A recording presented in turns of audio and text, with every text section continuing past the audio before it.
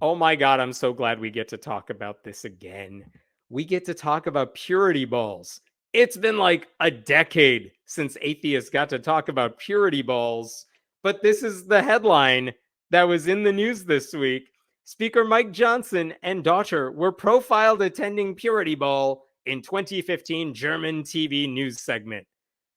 Listen, as far as investigative journalism goes, this is not a bombshell.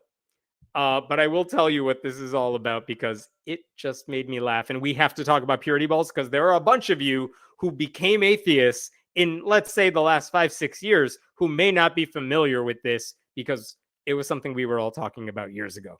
Just in case you need a refresher, Mike Johnson, he's the Republican Speaker of the House. He is after Kamala Harris, he's next in line to be president if anything happens to them. And he also happens to be a Christian nationalist who believes he's on like a theological mission to merge God and government. He is a white evangelical and he's well versed in that world with all of its weirdness.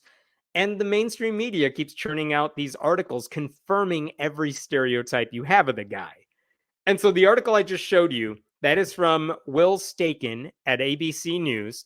And basically, their article is what that headline said. In 2015, Mike Johnson attended one of these purity balls, and a German media outlet was there to cover it, and it featured the family taking part in it. It featured Mike Johnson and his wife and their 13-year-old daughter, Hannah. And according to the article I was just showing you, the parts of this that are interesting, if you don't know what a purity ball is, this is what the article said.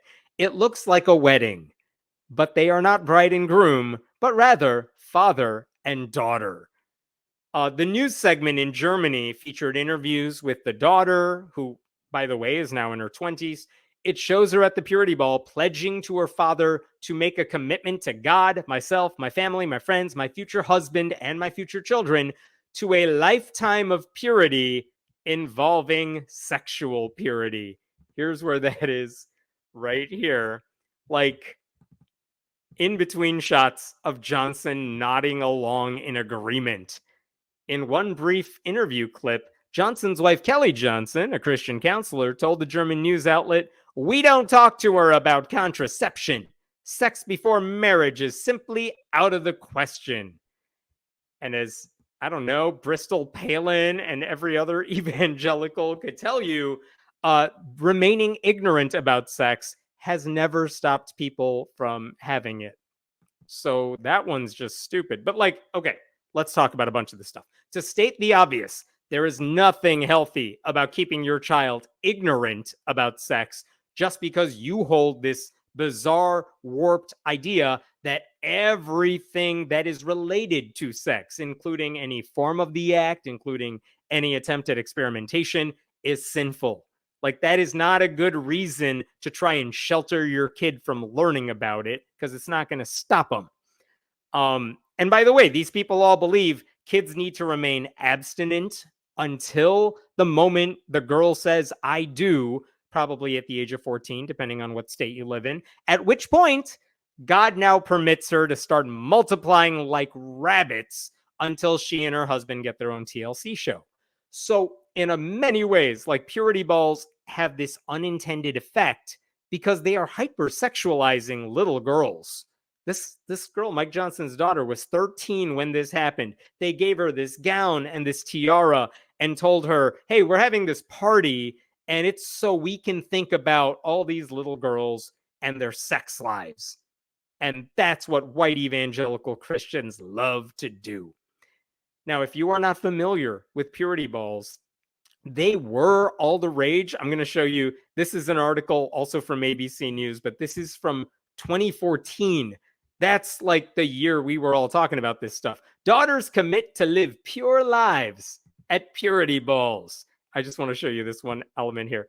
It was the 14th annual father-daughter purity ball, and 60 fathers signed a purity covenant, promising before God to cover my daughter as her authority and protection in the area of purity. which is a weird way for these middle-aged dads to say, hey, guys, you see my daughter's vagina right there? I own it. And there's a chastity belt I'm going to put around her, and I'm going to give the key to the guy who's going to marry her. And then I'm going to like slowly watch as he inserts the key and then walk away. It's if you were a conservative Christian and a gay person said they were doing this, you would call that grooming. But again, it's conservative Christianity, so anything goes. And again, I know people talked about this like a decade ago. I found this website, it's promoting a purity ball next March. Like, this sort of stuff is still happening in conservative Christian circles. So don't think this is just faded away. It is still happening. And that's just a random site, but it is still happening. So what happens at purity balls? Like I said, teenage girls pledge on paper to remain virgins until marriage, and they're pledging that to God, and they're pledging it to their literal fathers. The whole spectacle involves these gowns and tiaras and purity rings. Remember those? Presumably to distract everyone from how creepy it is to have dads formally taking control of their daughters' vaginas. So how seriously do these fathers take those roles? When I was looking up this article, I came across this thing I published on my website years ago. But it's a small tangent, but I promise you it's worth it. In 2016, Christianity Today, the evangelical magazine, they had, at the time anyway, a section of their magazine listing job openings. So a lot of, church leaders could say, hey, we're looking for a pastor. Are you interested? And you could do it that way. Well, one guy published an advertisement because he was looking to hire a son-in-law. And I'm going to show you the ad. And oh my God, let's read this together because it's insane. This is the ad that appeared in Christianity Today. Son-in-law, that's the job he's looking for. In Wheaton, Illinois. Of course it's Wheaton, Illinois. Very conservative white evangelical area. For Chicagoland church elder, CFO, MBA, I think that's talking about the father. Her, talking about his daughter. Godly, gorgeous, athletic, educated, careered, humorous, traveled, bilingual, 26-year-old virgin. That's her resume? That's what you're listing as, hey, you know why you want to be with my daughter? Because she's 26 and no one's ever played with her down there. Like, who says that? Who writes that? And listen, I'm Indian. I'm surrounded by people who had arranged marriages and things like that. But that is creepy. So he promotes, like, marry my daughter. She's 26 and a virgin. And also, how would he know that? Was he keeping tabs on her for at least like 8 years there? Did this girl, was she under lock and chain, lock and key somewhere in his house? That website doesn't work anymore. You don't have to go there. But at the bottom, who is he looking for? You, unworthy, though becoming less so daily. Like, God, you better be a sinner, and trying not to be. That was an actual ad that Christianity Today published, and it's creepy as hell. How creepy was it? Christianity Today later apologized for publishing it. Here's the actual apology. Christianity Today would like to apologize to readers for an ad that appeared in our March issue. We at Christianity Today apologize for publishing a personal ad in our marketplace section that has been rightly seen as demeaning and in poor taste. We want everything in our magazine to reflect beautiful orthodoxy, and this ad did not. We won't do it again, yada, yada, yada. Okay. Hilarious, like I said. Tangent, but that's purity culture for you. These people are so obsessed with virginity, and it's creepy. By the way, you may be wondering, what's the male version of a purity ball? I'll let you think about that for a second, because you all know the answer. There's no male version of a purity ball because no one cares what Christian boys do with their parts. But I guess, if there's one thing that has happened since purity balls were kind of in vogue and people were talking about it, mostly talking about how creepy they were, it's that there has been kind of a reckoning in white evangelical circles about the whole concept of purity. Just to give you a quick rundown, like in 2018, the poster boy of purity culture, Joshua Harris, who wrote this best-selling book called I Kissed Dating Goodbye. He's the sort of guy who advocated for abstinence and courtship and waiting until marriage to do everything. And he wrote that because he, ladies and gentlemen, was an expert on the subject at the tender age of like 15 or whenever he wrote that book. In 2018, Joshua Harris apologized for the harm he caused by promoting purity culture, and he renounced his own book. There's ripples to that story, and he kind of did some weird stuff too, but like he apologized for it in a way. So that was interesting. There were also a number of prominent white evangelical leaders who had promoted the idea of purity, who then faced their own Me Too reckoning, Church Too reckoning. They were outed for their sexual abuse allegations or doing nothing when people came to them with stories of sexual abuse.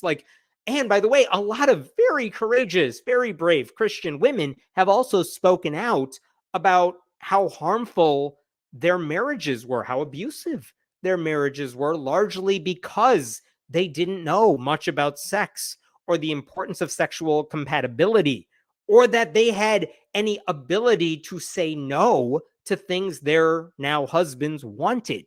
They had such a warped concept about sex that they were physically harmed by it. And they spoke out and they told those stories.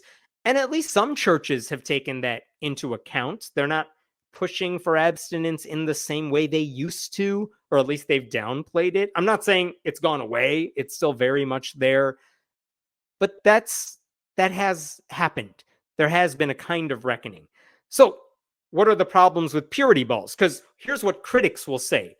These dads are just saying, I'm looking out for my daughter. I want to make sure no one hurts her. I want to make sure nothing bad happens to her, and there's nothing wrong with that.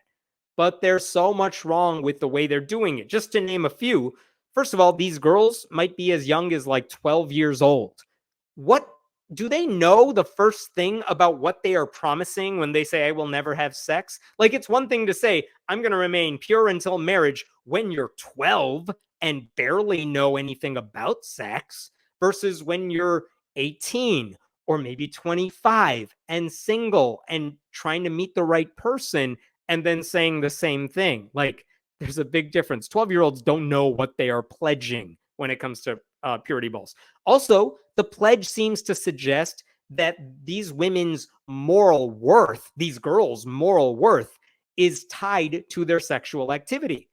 So what happens if they do have sex somewhere along the line? They think there's something wrong with them. They think they pissed off God. They think they are broken. They think they are quite literally impure because of what they did. And that is messed up. There are countless stories about how a lot of Christian kids learned about sex ed, where it's like, just to name a couple stories, let's all take some Scotch tape and I'll tape it on my hand and pull it off, and I'll give it to the next person. And now the tape isn't as sticky, and you give it to the next person. By the time it gets to the end of the line, the tape doesn't work anymore. And hey, girls, that's what sex is like if you have it with too many people. Or they do the same thing where like the first person has to spit in a cup and then hand it off to the next person who spits in the cup. And it makes its way around the classroom. And they ask the last person in line, you want to drink that? Because that's what it's like to have sex with someone who's not a virgin. Like, there are so many horrible, horrible stories of how Christians have talked about sex to impressionable young kids. And purity balls and purity culture teaches them that your morality is tied to your sex life. And of course, the obvious question to ask is, what happens if some of these girls turn out to be victims of sexual assault, sexual abuse? In some cases, they have been afraid to go forward and go public with their stories, because going public means they are basically admitting to God and to the men they are telling these stories to that they are now unworthy of getting married, because their daddies aren't going to write them, job listings in Christianity today because they're no longer virgins and they think there's something wrong with them. So that's messed up. And obviously, as I mentioned, there is a double standard because the same rules never apply to Christian boys. Again, there are people promoting all this stuff, but they're not as loud as they used to be. So I guess there's that. But again, let me go back to the original story. Mike Johnson was at one of these things in 2015, probably other years as well. And he's totally a purity culture, purity ball sort of dad. Like, I would have guessed that anyway, had I not seen the article, because we already know this is a guy who has said, as we learned a little bit ago, remember that Mike Johnson promotes covenant marriages, which make it harder for the couples to get divorced, even if they want to. He thinks his marriage is better than yours because it's a good Christian covenant marriage. That's Mike Johnson. We also know that he and his son monitor each other's porn intake because they have Covenant Eyes, which is the software that says to your accountability partner, hey, someone was looking up something naughty and we're going to send you their like Google search history or whatever it is. And not only is that creepy to begin with, Mike Johnson was sending, like, those reports went to Mike Johnson's 17-year-old son. Like, Mike Johnson is very obsessed with what his kids are doing with their sex lives in a way that is unhealthy and creepy. And also, his son, what happens if Mike Johnson had a little bit of a urge? Then his son would find out what his dad is watching, and that's creepy. And we also know from not that long ago, Mike Johnson thinks of himself as Moses. There was this whole video basically where he talked about before he was made speaker, he was hoping he could be like symbolically the assistant to Moses, someone who helps take his tribe to the promised land. But then later, God tapped him on the shoulder and said, no, no, no, you're not the assistant, you're Moses. Step forward. And so Mike Johnson likes to think of himself as Moses. Like, this guy is this creepy sort of Christian. So the fact that he's also a purity ball dad, that's not surprising. ABC News, I mentioned, published that story. There were some right-wing, I'm not going to call them news outlets because it's not news, but media outlets that were so mad that that was a story. This is a right-wing Washington Stand. This week's contrived controversy, Speaker Johnson took his teenage daughter to a purity ball. The left can continue its slanderous crusade against Johnson, but one thing is clear. Johnson is a good father and husband. If that is what the media wants him to be known for, so be it. Buddy, they're not saying he's a good father or not a good father. They're saying he's unhealthily obsessed with his 13-year-old daughter's vagina. That's the story. That's why it's creepy, and that's why it's a news story. This is another one from one of those right-wing, Mom for Liberty types. More anti-Christian bigotry disguised as news. Mike Johnson is a dad who has worked hard to love and protect his kids. Really, ABC? That's what you got? Yeah, it is news because we should know what this guy is doing because, and I think this is why I wanted to mention this, the story is not that Mike Johnson is a creepy evangelical Christian in all the worst ways. It's that with his power and with the power he will get if Republicans maintain control of the House, win control of the Senate, win the White House next year, which is a possibility, absolutely, we know that this guy wants to impose those views on everybody else. This is not a creepy thing he does within his Christian bubble. He thinks everybody should be abstinent until marriage. He thinks everybody should avoid birth control and contraception. He doesn't want anybody to have abortions at any time. Like, if he's this obsessed with virginity, that has an impact when it comes to policy on women's rights, access to abortion, contraception, sex education in public schools, and so much more. That's why this is a story. If this guy can't even bring himself to let his daughter make her own decisions, good ones, bad ones, what have you, if he had the power to, he would try to police you the same way. That's why this is a news story worth talking about. That's why it's so damn creepy. And why you should hopefully vote so that guys like him are not in power.